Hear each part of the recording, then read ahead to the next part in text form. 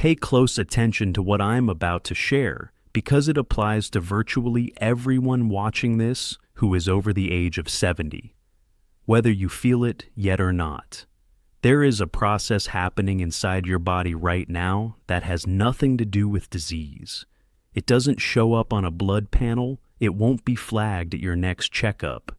And yet, it is one of the primary reasons people in their 70s and 80s gradually lose the ability to do the things they love. Walking without discomfort, reaching without pain, getting up from a chair without a second thought.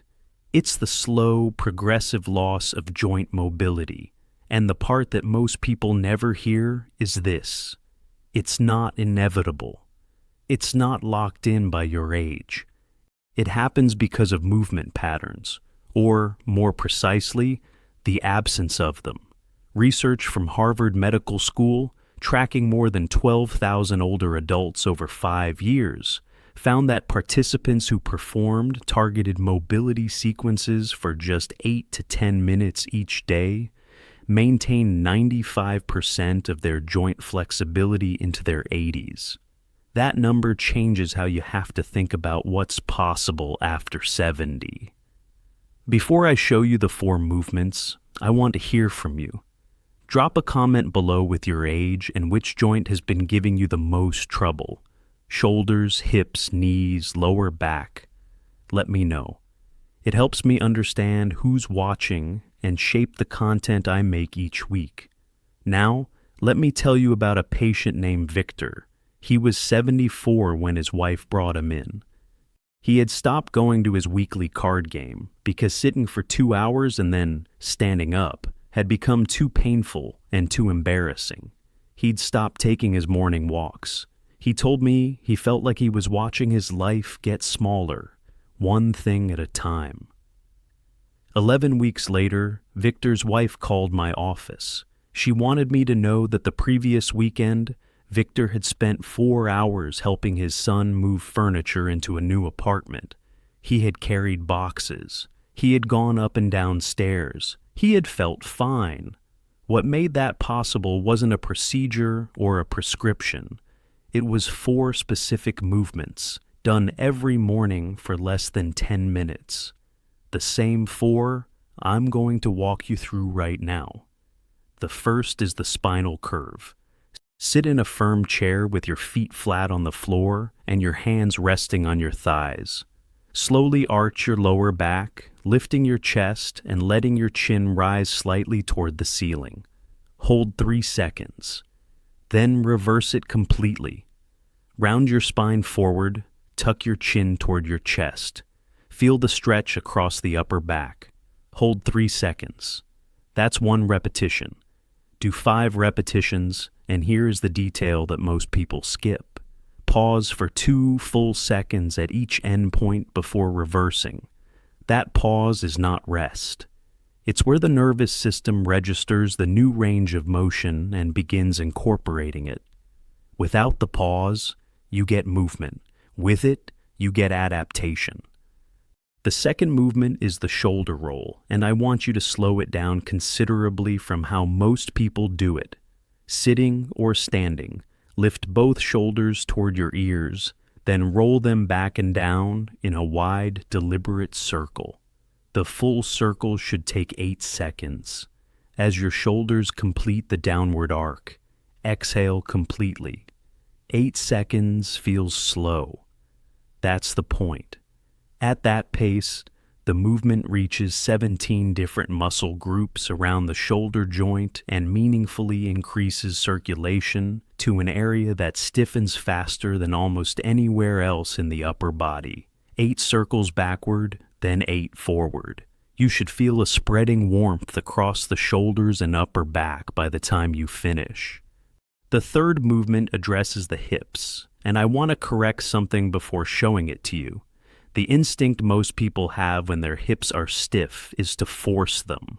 Wide stretches, deep lunges, aggressive range of motion work. For anyone over 70, that approach tends to create more irritation than relief. Instead, try the hip compass. Seated in your chair, lift your right knee slightly off the seat. Now think of your knee as a pointer on a compass. Guide it slowly to north, then east, then south, then west. Pause briefly at each point. Breathe through it. Then reverse the direction. Repeat with the left leg. This movement gently lubricates the hip socket without loading it.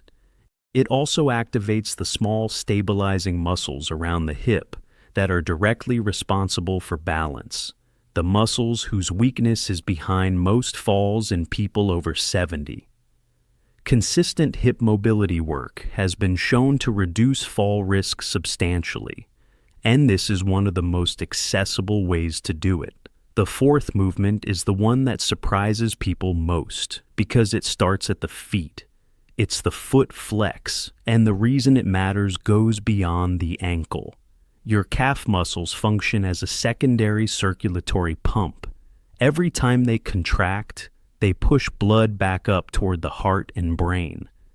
When they weaken and tighten, which happens gradually with reduced activity, the effect ripples outward. Circulation slows, energy drops, joints receive less of the synovial fluid that keeps them moving smoothly. Here's how to do it. Whether seated or lying down, pull your toes firmly toward your shins and hold for 3 seconds. Then point them away as far as comfortable and hold for 3 seconds. The movement should be deliberate and strong while the rest of your body stays completely relaxed. 20 repetitions. Many patients notice a change in their energy level within a few days of adding this one movement. The circulation improvement also supports joint lubrication throughout the body, which makes the other 3 movements progressively easier over time. Victor started doing all 4 movements every morning before breakfast. He told me later that the first week felt like nothing was happening. The second week, he noticed he was getting out of bed differently, without the usual moment of bracing himself. By week 4, he had stopped thinking about it. He was just moving. That's what these movements do when done consistently. They don't produce a dramatic overnight change. They restore a baseline, a way of moving through the day that you may have forgotten was possible. Your age is not the obstacle here. The obstacle is the absence of the right input. 10 minutes in the morning is enough to begin providing that input, and the body responds to it at any age. Start with the first movement tomorrow morning. Add 1 more each day. By the end of the week, you'll have the full sequence, and within a month, the people around you will notice something different about the way you carry yourself, before you've said a word about it. If today gave you something useful, subscribe and hit the notification bell.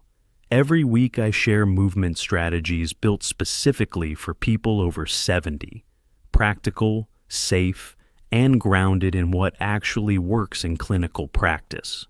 Next week, I'll be covering 3 foods that accelerate joint cartilage breakdown, and 2 that have solid evidence behind them for supporting cartilage health. Until then, start moving. Your best range of motion may still be in front of you.